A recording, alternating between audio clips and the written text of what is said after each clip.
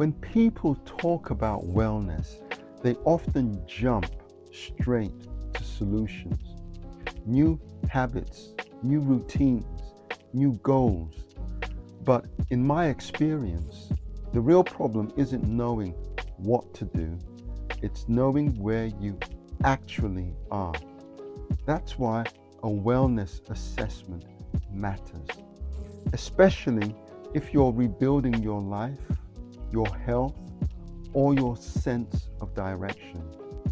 When life disrupts us through loss, burnout, illness, or transition, our inner world becomes noisy. Thoughts overlap, emotions compete, everything feels urgent. In that state, advice and motivation don't help much. What helps is orientation. A wellness assessment provides that orientation. It slows the process down enough to replace guesswork with insight. At its core, a wellness assessment is not about labeling or judging. It's about one, understanding how your mind, body, and environment are interacting. Two, identifying patterns rather than isolated problems. And three, clarifying what's supporting you and what's quietly draining you.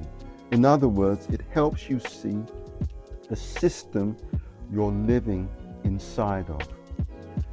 Rebuilding without an assessment often leads to repeating the same cycles, just with more effort.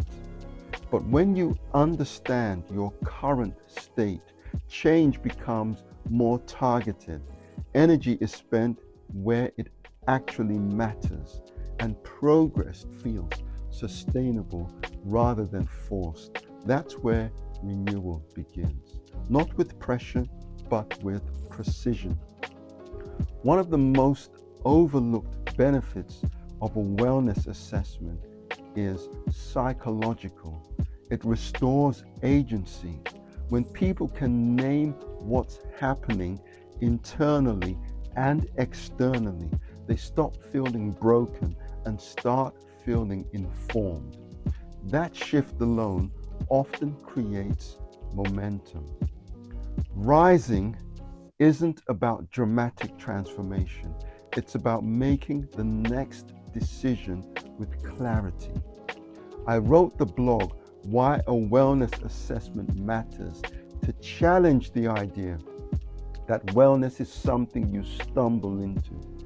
It's something you understand and then build. If you prefer to read, the full post is now live. If you prefer to listen, reflect, or watch, this video is part of that conversation. If you're in a season of rebuilding, renewal, or quiet reassessment, I encourage you to start with understanding, not urgency. And if this resonates, I'd love to hear from you. What do you think most people misunderstand about wellness? And where do you think they should begin?